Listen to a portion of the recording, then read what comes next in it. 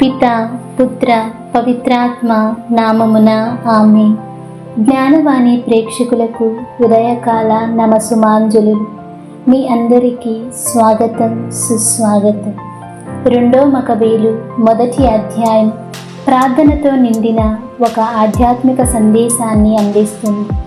ఈ అధ్యాయంలో యెరూషలేములో నివసించే యూదులు ఐగుప్తులోని తమ సోదరులకు శుభాకాంక్షలు తెలియజేస్తూ దేవుని దయను కోరుతూ ప్రార్థనలతో లేఖను పంపిస్తారు.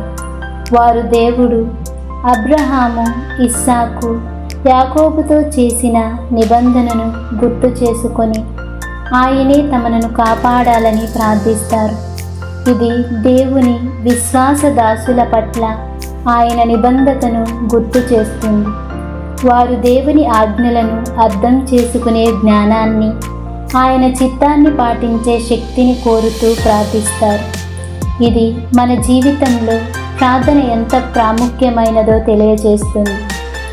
ప్రభువుతో సంబంధాన్ని బలపరచడం, ఆయన చిత్తాన్ని తెలుసుకోవడం, ఆయన దయను పొందడం కోసం ఈ అధ్యాయంలో ప్రజలు తమ పాపాలను మన్నించమని దేవునిని వేడుకుంటారు.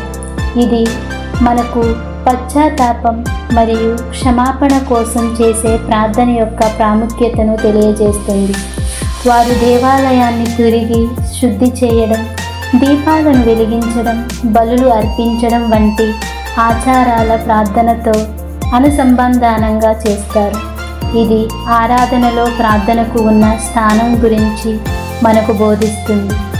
దేవుని సమక్షంలో మనం చేసే ప్రతి ఆచారం, ప్రతి పూజ, ప్రతి బలి ప్రార్థనతో కూడిన హృదయపూర్వకత అవసరం.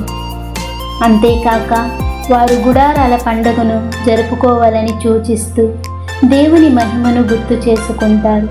ఇది ప్రార్థనతో ద్వారా దేవుని చరిత్రను, ఆయన చేసిన మహత్కార్యాలను మనం ఎలా గుర్తు చేసుకోవాలో తెలియజేస్తుంది.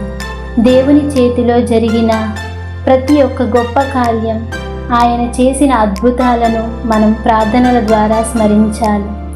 ఈ అధ్యాయం అంతా ప్రార్థనతో నిండిన ఒక ఆధ్యాత్మిక వాతావరణాన్ని సృష్టిస్తుంది.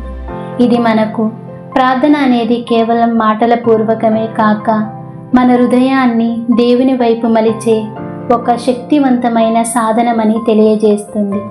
ఈ అధ్యాయాన్ని మన జీవితానికి అన్వయించుకుంటే మనం కూడా ప్రతిక్షణం దేవుని చిత్తాన్ని తెలుసుకోవాలని, ఆయన దయను పొందాలని, ఆయన ఆజ్ఞలను పాటించేందుకు శక్తిని కోరుతూ ప్రార్థించాలి.